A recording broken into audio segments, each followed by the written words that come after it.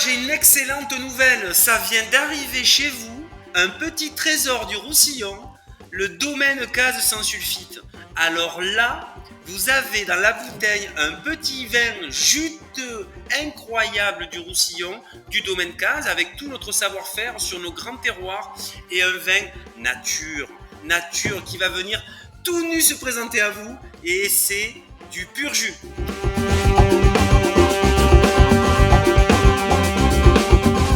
Alors, comment on fait ce vin? En fait, on fait ce vin, on prend nos plus beaux grenaches, nos belles syrahs, quelques carignans, et en fait, on va les mettre en cuve et on va les laisser fermenter sans faire aucun remontage, aucun délestage.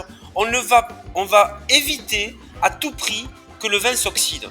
Alors moi, avec mon grand-père, quand je faisais mes premières vendanges, à chaque fois qu'on intervenait sur le vin, et dès le conquet de réception, on mettait du SO2. Et j'ai l'impression qu'on mettait du SO2 par habitude.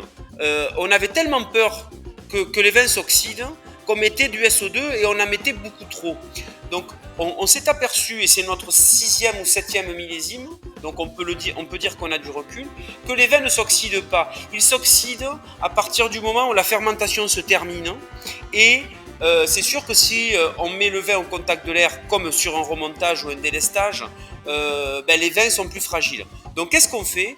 On ne cherche pas de l'ultra concentration en faisant des remontages, des délestages. On laisse les vins gentiment macérer avec leur propre levure. Hein. On n'intervient pas et on va utiliser les premières coules.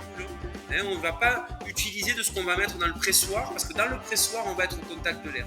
Donc c'est la première coule qui est la plus qualitative en fait, qui est la plus juteuse, qui est la plus fruitée, qui est la plus aromatique. C'est cette première coule qu'on va très vite mettre en cuve à part et très vite embouteiller.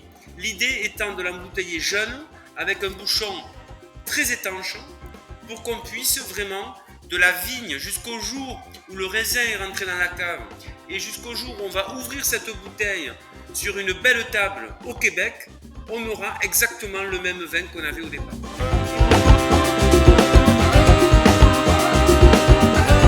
On a eu de superbes raisins avec beaucoup de fraîcheur, parce qu'il n'a pas fait non plus un été très chaud, il a fait un été sec mais pas chaud. Donc on a fait un petit millésime en quantité. Alors on a perdu beaucoup de volume au printemps à cause du milieu.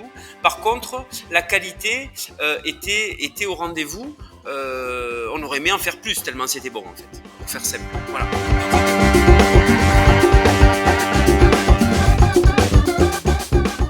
Sur la partie aromatique du vin, on est évidemment sur des arômes plutôt primaires, puisque c'est pas un vin de concentration, c'est pas un vin qui a été élevé dans le fût. Donc on a des arômes qui sont certes complexes et intéressants. On est vraiment sur le fruit rouge, sur l'épice de la syrah, le côté juteux du grenache. On est surtout sur des goûts très purs, très intenses. C'est un vin qui frime pas, mais qui en a sous la pédale, quoi.